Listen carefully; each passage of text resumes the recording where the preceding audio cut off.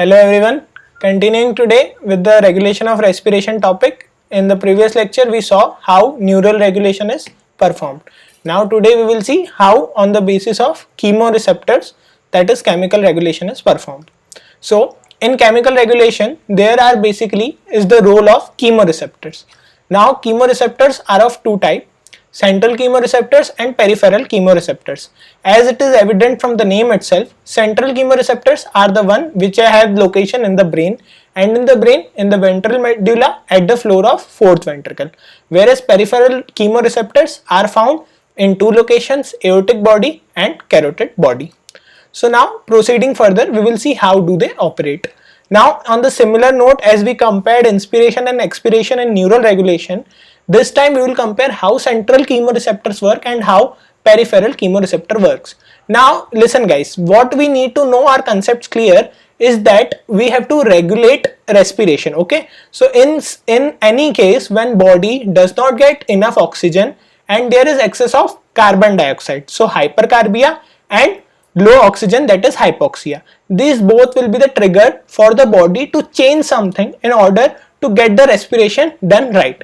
So if we talk about central chemoreceptors are sensitive to high pCO2, whereas peripheral chemoreceptors are most importantly sensitive to low PO2, and the two triggers which are common to both, which can operate via central chemoreceptors as well as via peripheral chemoreceptors, are high H plus ions and low blood pressure.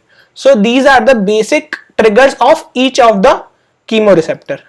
Now what happens is, now we will see in detail about central chemoreceptors. So you know central chemoreceptors are the receptors we know are located in the brain. Okay, now what happened, there is blood vessel which are surrounding the brain, supplying the brain.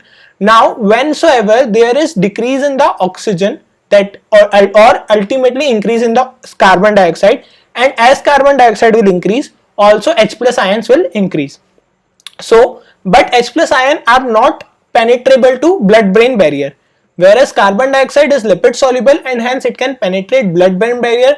Now it goes inside the brain. In CSF it combines with water to form bicarbonate, to form H2CO3, and in H2CO3 once formed it dissociates to further give H plus and HCO3 negative, and this in sense stimulates your central chemoreceptors. Now we will see what happens next further. So you understood this is about central chemoreceptor, and we said that it basically operates on CO2. So ultimately it is activated by H plus ion, but H plus ion is not from that which was in the blood vessel, it's H plus ion generated inside.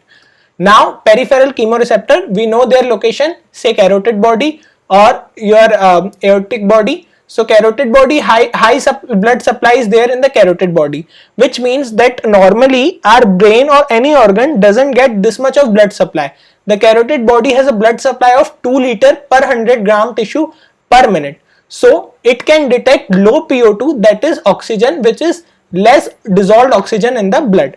Now hypoxia, what leads to that hypoxia, if it basically peripheral chemoreceptors have glomus cells, and this hypoxia causes closing of oxygen sensitive potassium channels in glomus cells. So now what happens is, these channels are responsible for potassium efflux. So now since these channels are closed, hence due to low oxygen, potassium efflux will stop and potassium will increase intracellularly, and this will lead to depolarization, because we know potassium ion intracellularly will lead to depolarization, and this depolarization will cause a opening of a calcium channel, and this will cause calcium channel entry into the cell, leading to release of the dopamine from the vesicle. There is a vesicle in the glomus cells which stores the neurotransmitter dopamine. Now it has been released, and now it will carry a signal of hypoxia to the brain. So we saw that central chemoreceptors, how they work. Now we saw how peripheral chemoreceptor work. Now both of them have given their signals to the brain. So ultimately this leads to signal to the brain that okay, CO2 is high in concentration. So what we need to do? We need to perform basic hyperventilation, and then we have to do this hyperventilation will itself lead into CO2 washout. So your hypercarbia issue will be solved. There will be increased respiratory rate, increase in depth of respiration, which will lead to high amount of oxygen. getting in your body. So PO2 will automatically rise. So that's it. It is a comparatively easy topic. Compare it with the central regulation of the respiration. And if you like the video, do share, subscribe and send it to your batchmates. Thank you so much.